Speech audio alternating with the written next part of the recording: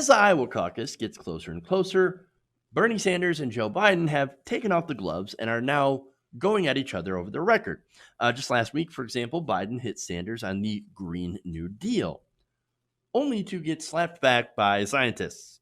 So now Biden made this comment to a potential voter attacking the Green New Deal during a campaign event on Friday. Let's take a look. Because not a single solitary scientist thinks it will work. We cannot get to zero emissions by 2030.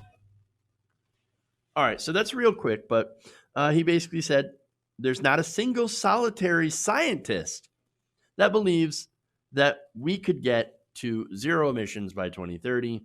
And so the Green New Deal will not work whatsoever. I mean, you don't even try. Don't even try it. And that's really that's the slogan of Joe Biden at this point, right? Unofficial, is that it's hard. Change is hard. Why even try? Well, I think in reality, it's what he's told the donors was nothing will fundamentally change if we become, if I get elected, if I become president. Now, the thing is, are you sure about that, Joe? As far as, oh, no single scientist thinks this way. Really? Well, it turns out scientists disagree. Over 50 climate scientists had penned an open letter to Senator Bernie Sanders. It said this, quote, "The Green New Deal you're proposing is not only possible, but it must be done if we want to save the planet for ourselves, our children, grandchildren, and future generations. Not only does your Green New Deal follow the IPCC's timeline for action," that's the International Panel on Climate Change, by the way, "but the solutions you're proposing to solve our climate crisis are realistic, necessary, and backed by science. We must protect the air we breathe, the water we drink, and the planet we call home." Now, the Green New Deal, of course, is pretty bold, right? But it is necessary. And it calls for 100% renewable energy for electricity and transportation by no later than 2030 and complete decarbonization by at least 2050 while investing $16.3 trillion over 10 years to create an estimated 20 million new jobs, support vulnerable communities and a just transition for workers, and fund a massive infrastructure project. Now, that is big, that is bold, but again, incredibly necessary. Now, you might have heard a lot of things from the right wing, which are funded by fossil fuel billionaires, but the Green New Deal, that's not true. Oh, they're gonna ban hamburgers. Ain't nobody banning your hamburger. Relax, settle down. Your hamburger is going to be fine. Yes, agriculture does add a lot of carbon to the atmosphere. That is true. However, when you look at the breakdown, just 20 corporations, I think, at about 80% are responsible for a majority of the emissions. I think it was somewhere 80%, could be higher, right?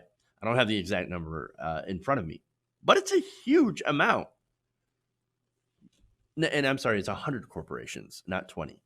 100 corporations are responsible for the massive majority of carbon emissions. So, yeah.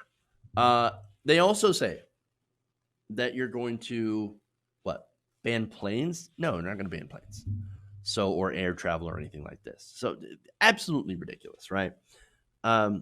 So, that said, the bigness and boldness of the plan, well, they attack as being too expensive. Again, that's not true as well.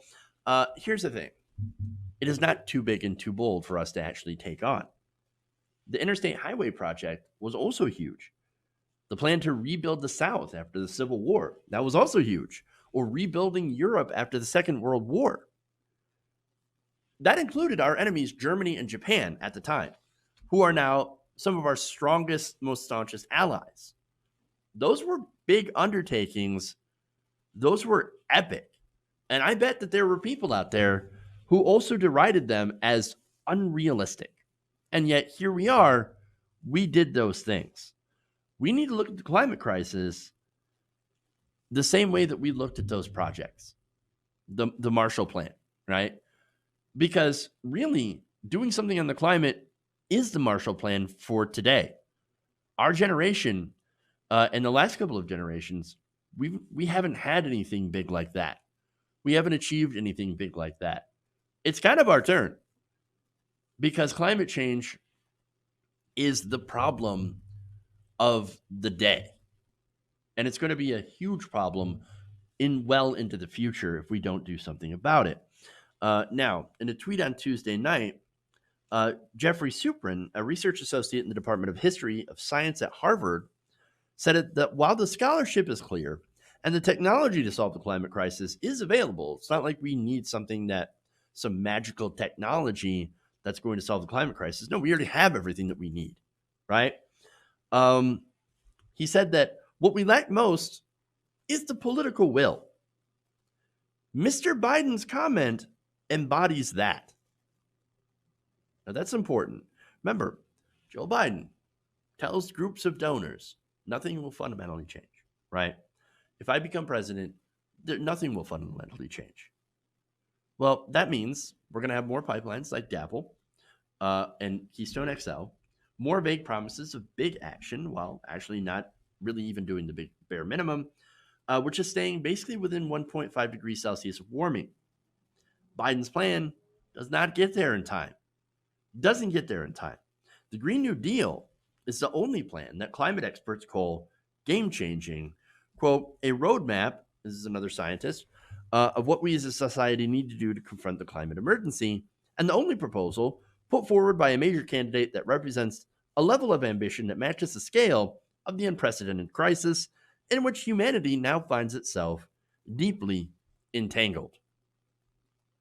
Now, there's another commentator on this. This is Dharma Noring, writing for Earther, saying, quote, you can argue about some of the details of Sanders' climate plan, but you can't argue about the seriousness of the crisis it will have to take on.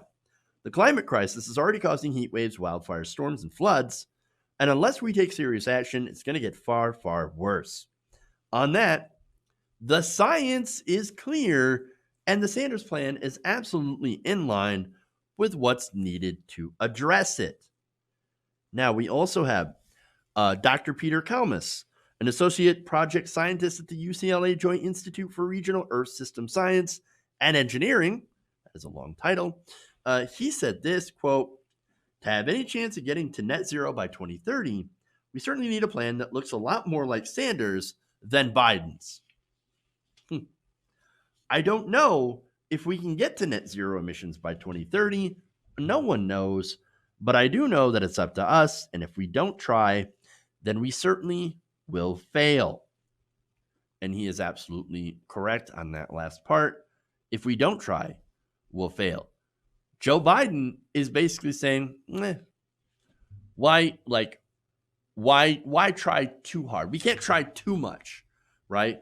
No, we've got to go incremental and just a little bit of change on the edges and not really anything too bold because we just can't do it. I mean, I've got to go and appeal to Republicans, and Republicans will, of course, be in favor of very modest reforms.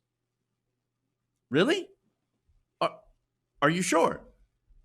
I mean, because, you were in the White House, you were vice president during the time of Obama, where Republicans fought every single effort to do anything about climate change. Are you sure they're going to now agree with you, Joe? When you go very modest and milk toast, is that what's going to happen? No, they're going to fight against every single thing. In fact, during the last 4 years of Trump, Donald Trump has rolled back every single environmental change that Obama was able to get through executive action. Not only that, pulled us out of the Paris Climate Accord, which was basically the least you could do to try to get under 1.5 degrees Celsius of warming planet-wide. Very least that you could do. Not even a binding resolution, a non-binding resolution by all these different countries. No, still not good enough for Donald Trump. Got to get rid of it because Obama and because I don't care about the climate. You think Donald Trump's going to live to see the climate go to crap? No, he's not. Think his kids are? Well, his kids are wealthy anyway, so they can ride it out just fine. No. There are so many people that are going to be hurt. There are so many people that are going to die as a result of climate disruption. That is a problem. We can no longer afford to middle around with milquetoast solutions. It is time for Democrats, Democratic primary voters, to put your money where your mouth is. There's only one candidate that is supporting the bold action that we need. That is Bernie Sanders. We've got to get him nominated and vote for him in the general election so that we can enact this incredibly bold agenda that we need to. Hey guys, hopefully you enjoyed that free video. Now I'm going to have to ask you a favor. Between the demonetization and the YouTube algorithm messing around with view counts, etc., we're having a hard time adjusting to the new YouTube reality, which is where you guys come in. See, we have a Patreon, patreon.com/TYTNation, set up to help us rely on you guys, the viewers, instead of big corporate ads. Look, you know the show. You know how I'm not in favor of big corporations anyway. So help us transition away from relying on the ad model to pay the bills and sign up to be a patron, patreon.com/TYTNation. That goes a long way to help us keep the lights on. And you guys will know that you're supporting independent progressive media.